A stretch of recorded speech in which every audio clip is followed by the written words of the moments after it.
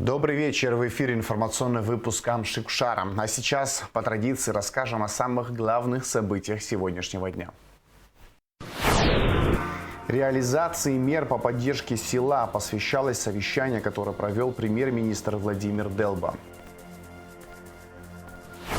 Сухумской городской клинической больнице передали современный автомобиль скорой медицинской помощи.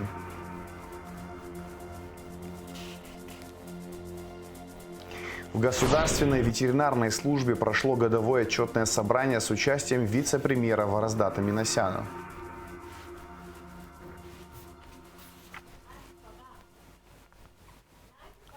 Реализации мер по поддержке сельских территорий, развитию сельского хозяйства в рамках объявленного президентом Года села посвящалось совещание, которое провел премьер-министр Владимир Делба. Поддержка сельских территорий и крестьян – ключевая позиция в социально-экономическом развитии нашей страны, отметил премьер-министр.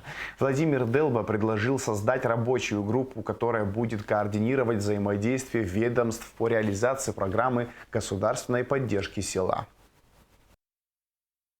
Поддержка сельских территорий, поддержка крестьян, сельчан – это ключевая позиция в социальном, экономическом развитии нашей страны, так как сельское хозяйство является одним из главных отраслей экономики, которая должна способствовать и стимулировать рост экономики.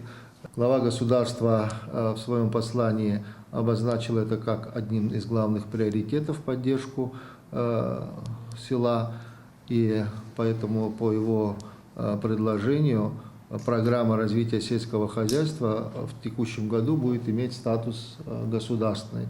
Самое главное прозвучало в послании о том, что год объявлен годом села.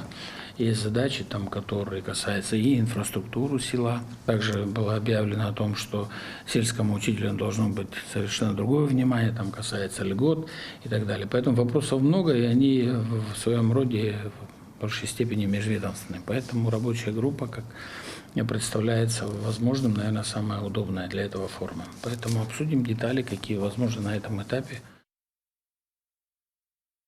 Министр финансов Саид Губас доложил премьер-министру Владимиру Делба об основных итогах исполнения государственного и республиканского бюджетов за прошлый год. В отличие от предыдущих лет, в прошлом году бюджет исполнялся достаточно спокойно и стабильно, что повлияло на показатели его исполнения, сказал министр финансов. Поступления доходов составили 21,7 миллиардов рублей, что составляет 102% к уточненным прогнозным показателям. Собственные доходы за прошлый год составили 13,3 миллиарда рублей, или на полмиллиарда рублей больше прогнозируемых показателей.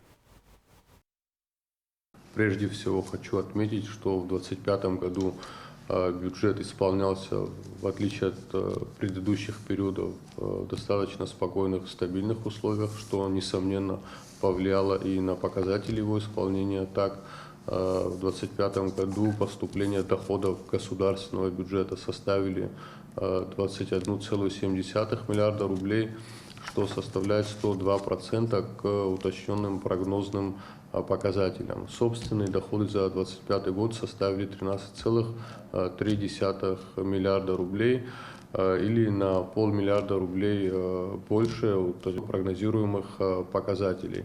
Фактические доходы государственного бюджета по сравнению с 2024 годом возросли на 5,9 миллиарда рублей. Действительно, как вы подчеркнули, исполнение бюджета происходило в достаточно спокойных и благоприятных экономических условиях в прошлом году, поэтому мы видим такие результаты. Темпы роста поступлений собственных доходов у нас позволили в прошлом году принять новые расходные обязательства, что дало стимул для того, чтобы мы такие расходы наращивали в будущем. Значит, есть у нас потенциал поступления налоговых доходов по сравнению с 2024 годом рост поступлений составил порядка 900 миллионов рублей, неналоговых доходов тоже, соответственно, имеем темпы роста, что вот привело к таким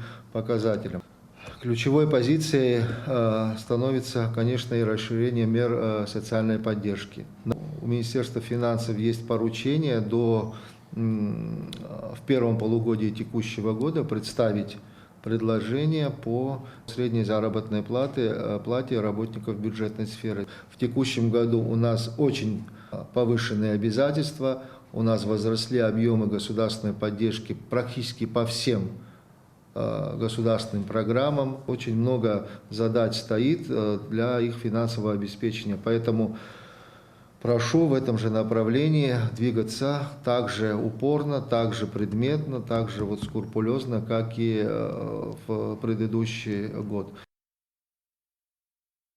Операцию на открытом сердце впервые планируется провести в Абхазии в текущем году, сообщил министр здравоохранения Эдуард Будба. Речь идет об аортокоронарном шунтировании, замене клапанов сердца и других операциях на открытом сердце, уточнил министр.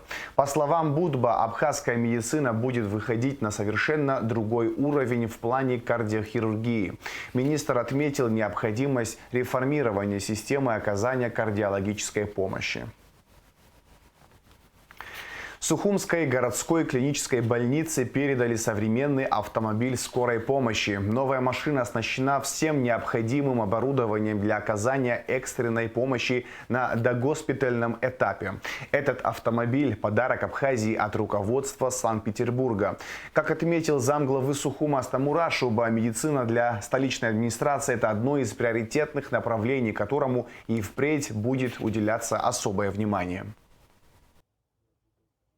Благодаря взаимодействию между президентом Республики Абхазии Гунба Бадры Зурабовича и губернатора Санкт-Петербурга Беглова Александра Дмитриевича получены и будут получены в будущем 10 троллейбусов и 1 машина скорой помощи. Сегодня мы передаем машину скорой помощи Сухумской городской клинической больнице. Благодарим всех причастных лиц. Большое спасибо дарящим Беглову Александру Дмитриевичу. Да. Будет в Абхазии, обязательно примем как дорогого личного гостя. Да. Хорошее не забываем. Естественно, спасибо нашему президенту Бадру Зурабовичу, который добился этого. Ну и что сказать, пусть эта машина послужит на благо здоровья трудящихся. Благодарю.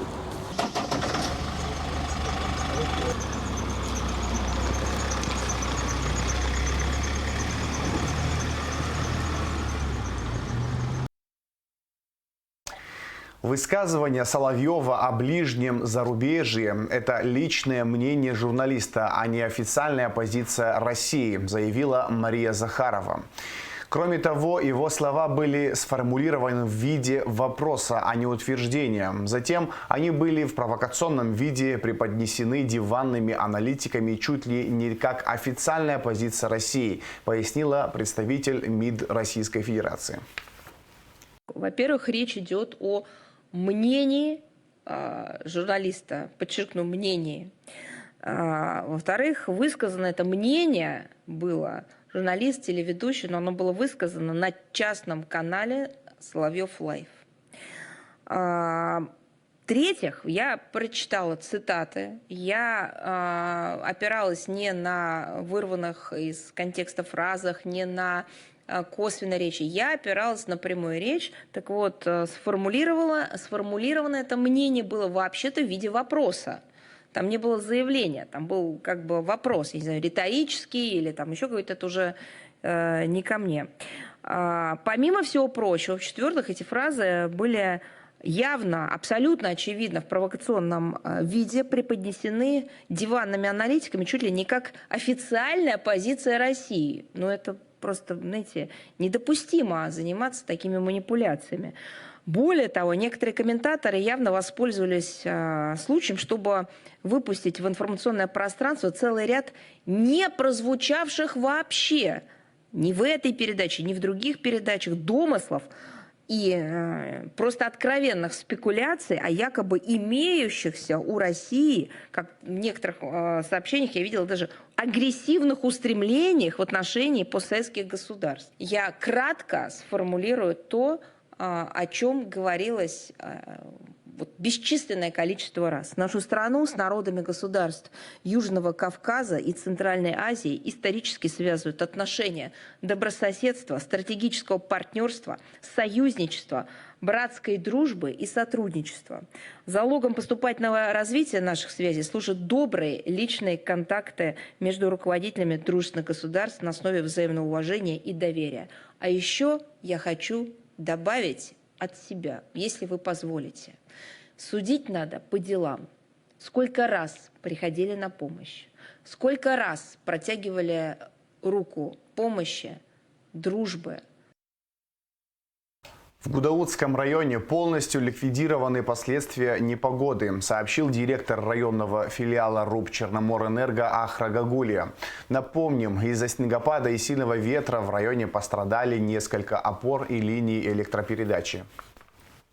На сегодняшний день последствия разрушений, вызванных снегопадом и сильным ветром, по территории Гудаутского района по части электроснабжения практически полностью устранены. В тех местах, где было аварийное отключение, падение опор электропередач, все восстановлено. В Государственной ветеринарной службе прошло годовое отчетное собрание с участием вице-премьера Вараздата Минасяна. Главврачи со всех районов республики рассказали о проделанной работе и проблемах, с которыми сталкиваются. А Элита Арутюнян расскажет подробности. Открытие аэропорта и, соответственно, открытие в нем ветеринарного пункта – одно из самых значимых событий для Республиканской ветеринарной службы в прошлом году. Роман Джопуа, начальник службы, отметил, что в процессе работы там были серьезные трудности, но со временем их удалось преодолеть. Конечно же, открытие аэропорта – это большое значение для всей республики, но для нас с вами это оказалось затруднительным в том плане, что мы не закладывали по финансированию, у нас получился сбой. Тем не менее, нам нужно было обслужить аэропорт по части ветеринарного контроля. И были очень серьезные трудности. Нужно было набрать персонал дополнительно. Нам это пришлось сделать и потом, значит, и финансировать из имеющихся у нас средств по ранее принятому бюджету. Говорили и о жалобах туристов по поводу фактов несоответствующего содержания некоторых диких животных. По словам Романа Джопуа, каждый раз проводится расследование, и чаще всего информация не соответствует действительности. Но тем не менее такая проблема существует. Эта проблема есть, но в первую очередь нужно сказать, что не нас с вами это напрямую касается. Есть другие структуры, но тем не менее мы тоже не должны оставлять без внимания. Когда такое указание регулярно, сам Вараздат Милконович мне регулярно по этому вопросу звонил, и мы каждый раз, значит, реагировали, ездили, и вам докладывали. В общем, вот так, таким образом. А дальше вот как мы, естественно, должны как-то выработать, и это уже не под нашу силу, конечно, Вараздат Милконович, но в правительстве, наверное, надо какое-то решение принять по поводу, может быть, ужесточения правил охоты, там, это я тоже озвучивал там. Вараздат Минасян, вице-премьер Абхазии, поблагодарил сотрудников ветслужбы за проделанную работу и профессионализм, отметив важность их деятельности. Ведь ветеринарная служба – это не только забота о животных, но и безопасность продукции. Сегодня я здесь также нахожусь, чтобы услышать все те проблемы, с которыми вы сталкиваетесь.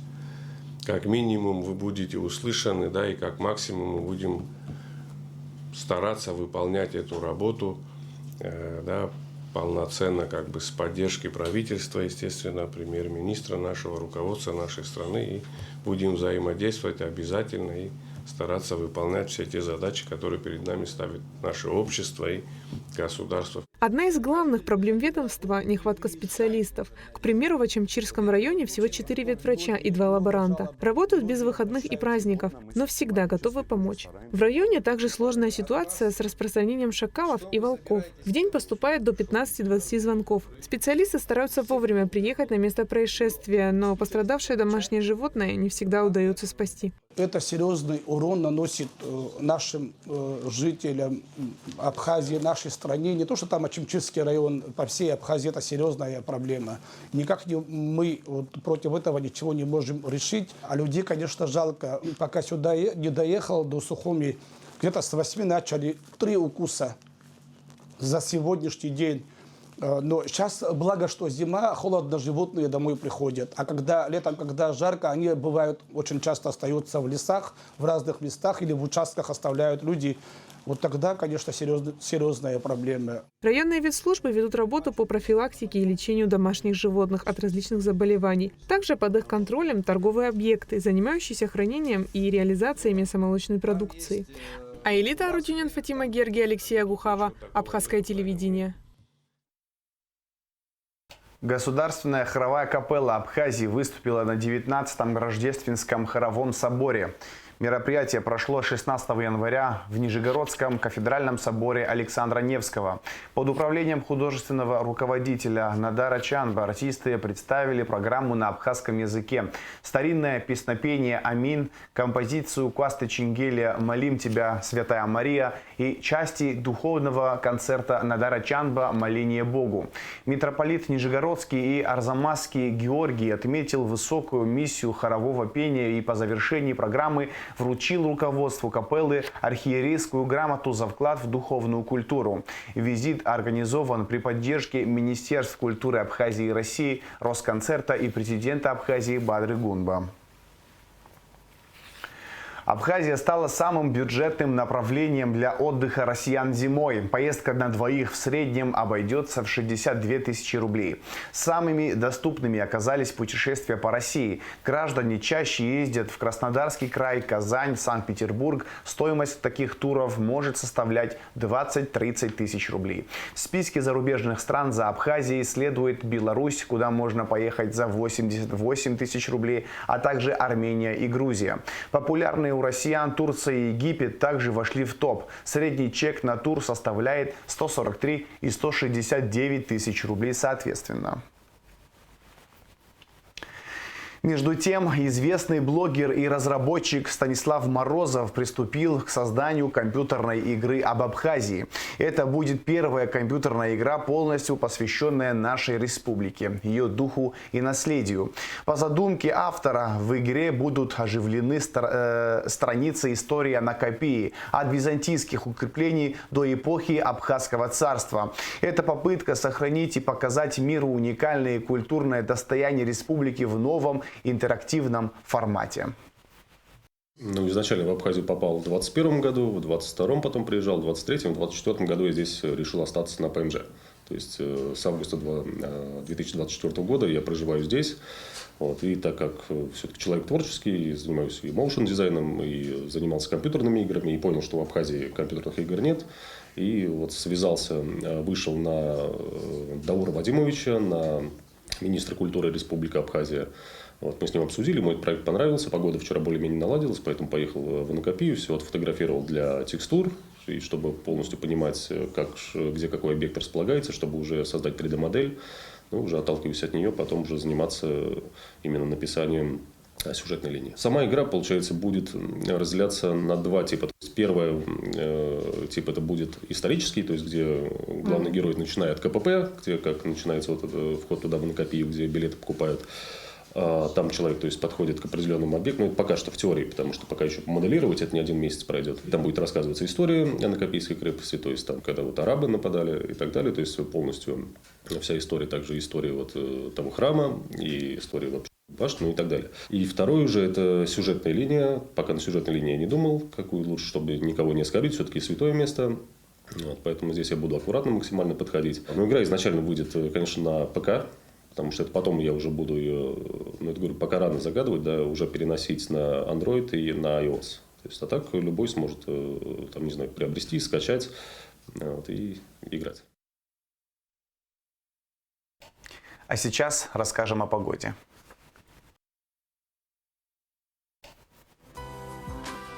В выходные дни 17 и 18 января в Абхазии ожидаются осадки в виде дождя и мокрого снега, гроза. Температура воздуха ночью -2 +3, днем +1 +6. Температура морской воды +10 градусов.